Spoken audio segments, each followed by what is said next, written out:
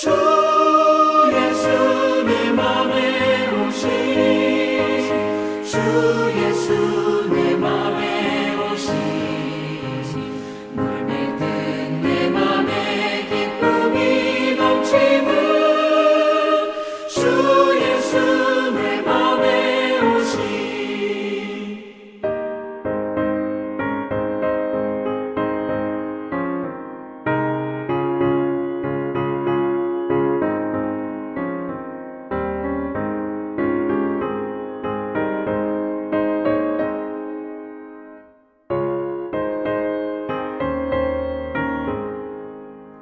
사방에 흠집한 골짜기가 나가 밝은 빛 고련히 비춰 저 멀리 하늘 무한하게 보임도 주 예수 내 맘에 오신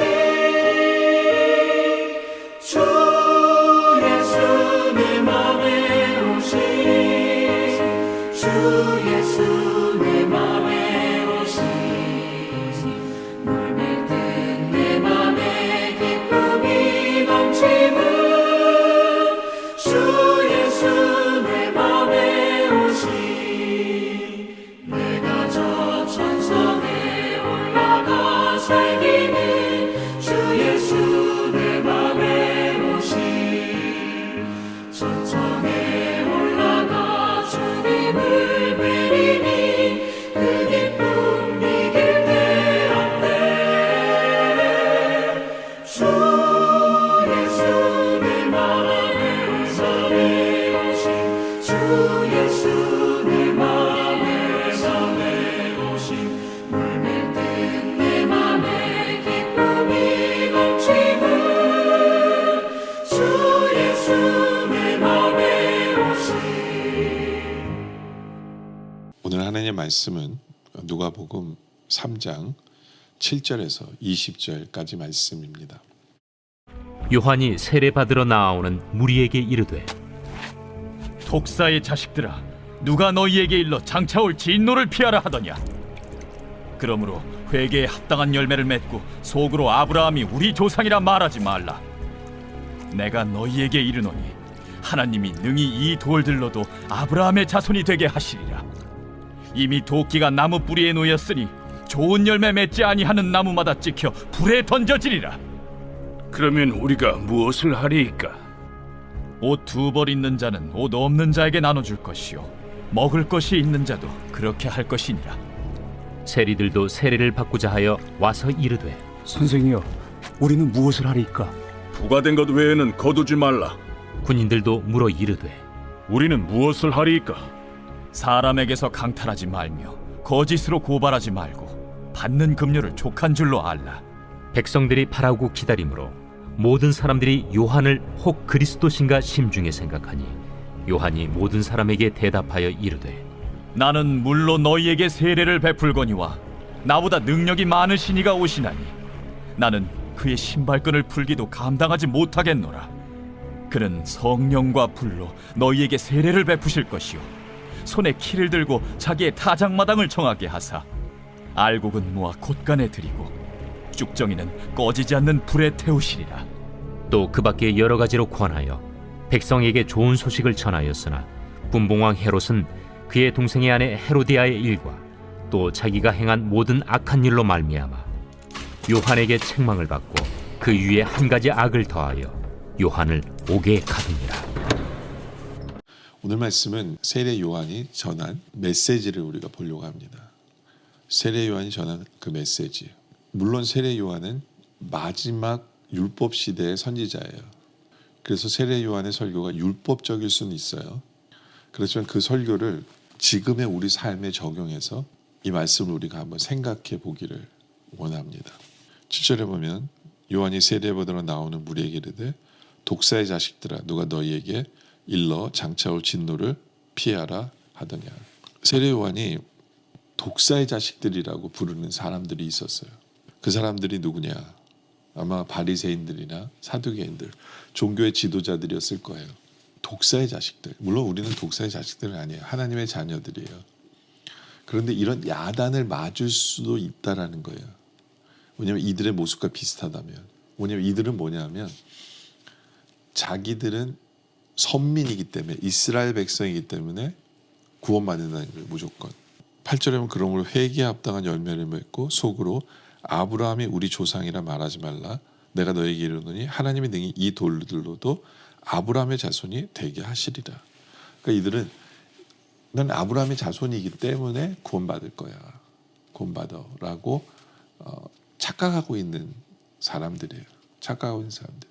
그러면서 자기 스스로가 잘하고 있다라고 착각하고 있는 거죠. 잘하고 있다라고. 그러니까 우리의 삶 속에서 우리가 한번 생각해 보길 원해요. 물론 우리는요. 예수님을 믿음으로 말미암아 아브라함의 자손이 되었어요. 그 아브라함의 자손은 우리는 구원을 얻는 것은 확실해요. 구원을 얻는 것은. 그런데 우리가 이것을 은혜로 여기지 않고 내 공로처럼 생각하고 있다면 우리는 독사의 자식들이에요. 그건 내가 교만한 거죠.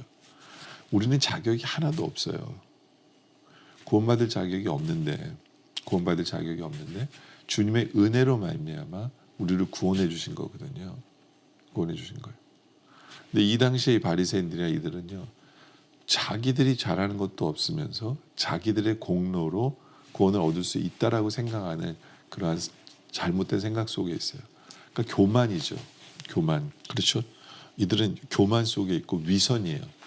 잘하는 것도 아무것도 없으면서 잘한다고 착각하고 척하며 살았어요. 그러니까 우리도 한번 생각해 봐야 돼요. 우리의 힘으로 구원받은 게 아니면서 우리 스스로가 뭔가 대단한 걸 잘하고 있다라고 착각하고 있는 것은 아닌지, 그리고 그런 척하고 있는 것은 아닌지, 우리의 중심을 돌아보면서 우리는 정말 예수님을 사랑하고 있는지, 우리의 영이 정말 나를 구원해주신 은혜 때문에 내가 가만히 있을 수 없어. 은혜 때문에 주님을 사랑하고 주님을 섬기고 있는 건지, 아니면 그런 것도 아니면서 그런 척하면서 거룩한 척하면서 살아가고 있지 않은지. 그러니까 독사의 자식들과 비슷한 부분이 없는지를 우리가 생각해 봐야 한다라는 거죠. 그 세례 요한의 메시지 속에서 우리에게 적용할 것이 없는가를 분명 생각해 볼 부분도 있어요. 그러면서 10절에 우리가 물어 이르되 그러면 우리가 무엇을 하리이까? 세례 요한 앞에서 물어봐요. 우리가 어떻게 변화돼야 될까요? 라고 질문하는 거죠. 우리도 마찬가지예요. 우리도 하나님의 말씀 앞에서 우리가 어떻게 변화돼야 될까요? 질문해야 돼요. 물론 이들은 율법적인 의식 속에서 이 질문을 했지만 우리는 이 질문을 어떻게 해야 되냐면, 나를 구원해 주신 은혜 앞에서 내가 이대로 살면 안 되지. 하나님 나를 구원해 주셨는데, 나를 의롭다 칭해 주셨는데, 그 은혜 때문에 하나님 앞에 이 질문이 필요해요. 하나님 우리가 어떻게 살까요? 하나님 어떻게 살까요? 이런 질문이 필요하죠. 그때 세례 요한이 대답해요. 대답하여 이르되 옷 2벌 있는 자는 옷 없는 자에게 나눠줄 것이요 먹을 것이 있는 자도 그렇게 할 것이니라 하고. 무슨 얘기예요? 나눠주는 삶을 살라는 거예요. 우리에게도 같은 말씀 하세요. 정말 하나님의 은혜로 구원을 얻은 우리들이라면 그 은혜 때문에 이제는 나 혼자 잘 먹고 잘 살려고 하는 것이 아니라 나누며 베풀며 살아야 된다라고 말씀하시는 거죠. 또 12절에 세리들도 세례를 받고자 하여 와서 이르되 선생이여 우리는 무엇을 하리이까 하며 이르되 부과된 것 외에는 거두지 말라. 그러니까 자신의 직장에서 죄 짓지 말라는 거예요. 특히 세리들은 자기의 이익을 위해서 다른 사람에게 더 세금을 걷지 말라는 거죠. 원래 거둬야 될 것만. 우리 직장에서도 마찬가지예요. 우리 직장에서도 우리의 삶 속에 있어서도 혹시 죄 짓고 있는 부분이 없는지를 돌아보라라는 것이죠. 14절에도 군인들도 물어 이르되 우리는 무엇을 하리까 하며 이르되 사람에게서 강탈하지 말며 거짓으로 고발하지 말고 받는 급료를 족한 줄로 알라. 무슨 얘기예요? 군인은 힘이 있잖아요. 자기의 힘을 가지고 다른 사람을 착취하지 말라는 거예요. 우리에게도 마찬가지예요. 우리가 어떤 힘 있는 자리에 있잖아요. 그럼 그 힘을 가지고 나의 이익을 얻는데 쓰는 게 아니라 오히려 섬기는 자리에 서야 된다라는 걸 얘기하는 거거든요. 하나님께서 나에게 이미 주신 것을 만족할 줄 알아야 된다. 만족할 줄 알아야 돼요. 그것을 만족할 줄 알고 내가 사람을 섬기고 사람을 세우는데 이제 내가 더 가지려고 내 이익을 챙기려고 죄 짓거나 사람을 힘들게 하거나 어렵게 하는 그것은 죄다라는 거죠. 근데 왜 우리가 이렇게 변해야 되는데요? 의로워지기 위해서 아니에요. 어제도 말씀드렸지만 예수 그리스도의 은혜를 말미암아 우리는 이미 의로워진 존재예요. 나를 보내신 은혜 때문에 이제는 우리가 변화돼야 되는 거죠. 그리고 이렇게 살라고 계속해서 성령님이 우리에게 말씀하고 계시기 때문에 그 말씀에 순종해야 돼요. 예수를 믿는 그 순간부터 성령님이 우리 안에 거하시면서 계속해서 성결한 삶을 요구하시고 계시기 때문에 그 은혜 때문에 우리는 그 성령님 말씀에 순종하고 우리는 변화돼야 한다. 라는 것을 오늘 말씀 우리에게 설명하는 거죠. 또 세례 요한의 계속 메시지가 16절이죠. 요한이 모든 사람에게 대답하여 이르되 나는 물로 너에게 세례를 베풀거니와 나보다 능력이 많으신 이가 오시나니 나는 그의 신발끈도 풀기도 감당하지 못하겠노라. 그는 성령과 불로 너에게 세례를 베풀 것이라. 세례 요한은 바로 윗절에 사람들이 착각하거든요. 그러니까 15절에 백성들이 바라고 기다림으로 모든 사람들이 요한을 혹 그리스도신가 심중에 생각하니 이분이 그리스도일까라고 착각하니까 세례 요한이 분명하게 얘기해요. 나는 그분이 아니다. 나는 그분의 신발끈 풀기도 감당할 수 없다. 나는 정말 하찮은 존재고 예수님이 진짜다. 예수님이 진짜다. 예수님을 높이는 자기를 부인하고 예수님을 높이는 삶을 살아가고 있는 이 세례 요한의 모습을 우리가 배워야 돼요. 항상 우리의 삶의 목적은 하나님이 영광 받으시는 거죠. 나는 낮아지고 하나님이 영광 받으시는 것이 우리의 목표가 되어져야 하는 건데요. 하나님의 목표가 하나님이 영광 받으시기 위해서 우리는 내가 낮아져야 돼요. 그리고 나의 메시지, 내가 전하는 모든 것들이 주님을 높이는 말로 돼야 되고 주님을 높이는 삶을 살아가야 된다라는 것이죠. 바로 그러한 목표로 우리의 대화 속에서도 그런 것이 나오길 원합니다. 늘 주님을 높이는 주님의 영광을 나타내는 그리고 나는 겸손하게 낮아지는 바로 그러한 삶을 살아야 된다라는 것을 세례 요한은 오늘 말씀을 통해서 우리에게 전하고 있다라는 거죠. 여러분들 오늘 세례 요한이 독사의 자식들아라고 얘기합니다. 물론 하나님의 자녀지만 내가 내 스스로가 뭔가를 했기 때문에 의로운 줄 착각하는 교만한 모습은 없습니까? 우리 속은 정말 죄악으로 가득 차 있으면서 예수 잘 믿는 척하는 위선으로 가득 차 있는 우리의 모습은 없는지를 돌아보면서 정말 나는 부족하지만 예수 그리스도의 은혜로 나를 구원해주신 은혜 때문에 이제 나는 어떻게 변화되며 살 것인가를 고민하는 나의 삶 속에 있어서 나의 직장 생활 속에서 세상에 살면서 나는 어떻게 변화돼야 될까를 고민할 우리들 되길 원해요. 성령님께서 내 안에서 계속해서 이렇게 변화하고 주시는 그 말씀 앞에서 나를 구원하신 은혜 때문에 이제는 변화되기로 결단하고 변화하는 우리들이 되어지길 원합니다. 또 우리가 변화했을 때 세상 사람들 우리를 칭찬한다고 그걸 받는 것이 아니라 주님을 높이고 나는 낮아지는 주님만 영광 나타내는 삶을 살아가는 바로 그러한 삶을 우리 살아가는 우리 모두가 되어지시기를 주님의 이름으로 축원합니다. 기도드리겠습니다. 아버지 하나님, 정말 바리새인들처럼 내가 잘하고 있다라고 착각하고 있는 모습은 없는지요? 교만한 모습은 없는지요? 모든 것이 다 은혜인데 은혜를 깨닫지 못하고 살아가고 있는 모습은 없는지를 돌아보게 하여 주시옵소서. 내가 예수를 잘 믿는 척 위선의 모습 버리게 하여 주시옵소서. 정말로 내 안에 계신 성령님께서 변화하라고 주시는 그 도전 앞에서 정말 그 말씀에 순종해서 변화하는 우리들 되게 하여 주시옵소서. 변화하는 이유가 내가 의로워지기 위한 것이 아니라 나를 이미 의롭다 칭해 주신 그 은혜 때문에 변화하고 싶은 마음이 가득 차게 하여 주시옵소서. 기쁨으로 성령에게 순종하는 삶을 살아가는 우리들 되게 하여 주시옵소서. 그렇게 변화하면서 나를 높이는 것이 아니라 우리에게 구원의 은혜를 베푸는 예수님을 높이는 삶을, 나는 낮아지고 주님을 영광 돌리는 주님을 높이는 삶을 살아가는 바로 그런 삶을 살아가는 우리 모두가 되어질 수 있도록 우리를 붙들어 주시옵소서. 오늘 말씀에 감사드리며 계속되신 기도 속에 주님 함께해 주셨기를 간절히 소원하며 예수님의 이름으로 간절히 기도드립니다. 아멘.